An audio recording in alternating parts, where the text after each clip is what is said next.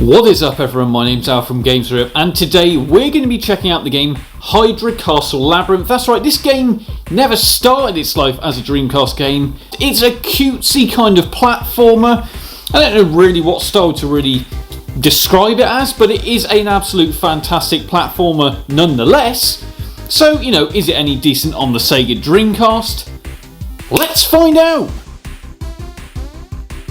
So this is it, this is Hydra Castle Labyrinth playing on the Sega Dreamcast, and I gotta say, this is one of my gems for 2021, although I'm pretty sure this version did release in 2020. Either way, this is an absolutely fantastic port, and you know what I love about it?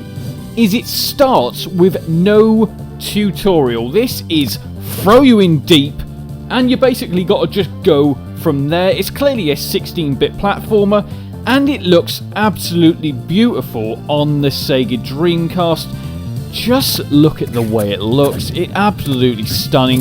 You know, it kind of reminds me of the style of Cave Story a little bit, although Cave Story is a little bit more, it's a bit more, I don't know what I'm trying to say, a bit more pixelated. Does that make sense? And I'd actually say I think I prefer the style of this a little bit more, which, you know, plays into its strengths already. And as you can hear, the sound design is absolutely fantastic. Just give it a listen a sec.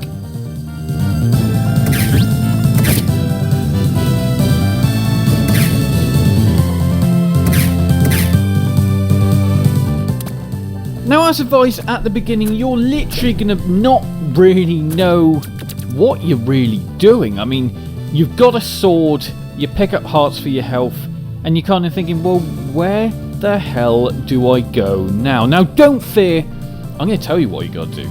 Now, basically, what you will eventually stumble across is some additionary things like keys and upgrading your weapon, and also allowing you to find a pickaxe, because those blocks that you see, those sort of reddish purpley blocks, bottom left of the screen right now, yeah, you can't beat those up straight away. Now, you can pretty much beat up every enemy, but blocks you can't do until you have the pickaxe. Now, what I will say is, at first, I didn't even realise the action button was up on the D-pad, and that allowed me to open up this chest. And that was not the first time I came across a chest. Yeah, I literally only stumbled across it by just pressing up and not really realising why I had done it in the first place.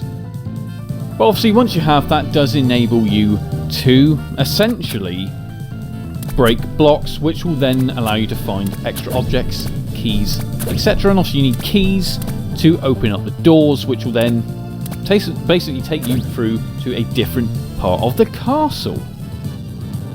Along with that, obviously the little blue floating thing will actually revive your health and also be a saving point for you. So fantastic, there's checkpoints here as well. This is pretty much ticking off all the boxes for platformers, and it does it well.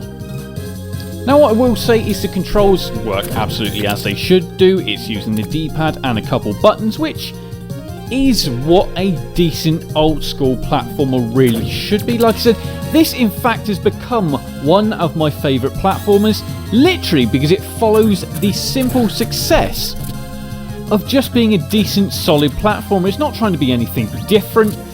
You got jump, you know, the thing is, you've got things like spikes, etc. These are all classic elements of what makes a decent 16-bit platformer, and it just does it well. I think this is a shame. This doesn't really happen with many platformers nowadays. They try to do something different, which, you know, you kind of got to applaud them for, but why does no one try just going for a solid platformer?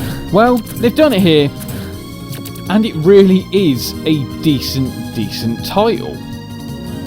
And what it obviously also does is it gives you a boss at the end of each level, which, you know, again, is a real staple for a decent platformer. Yeah, they're so much harder, and you're probably going to die quite a few times, but hey, if it wasn't old school difficulty, would it really be a decent platformer? This has been Hydra Castle Labyrinth for the Sega Dreamcast. Absolutely fantastic game. One you should go and check out, because this really is a decent 16-bit platformer, and one I think you're probably not going to forget.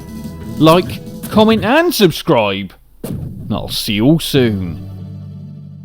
You can now support the channel on patreon.com/gamesrep, as well as remember to like, comment and subscribe.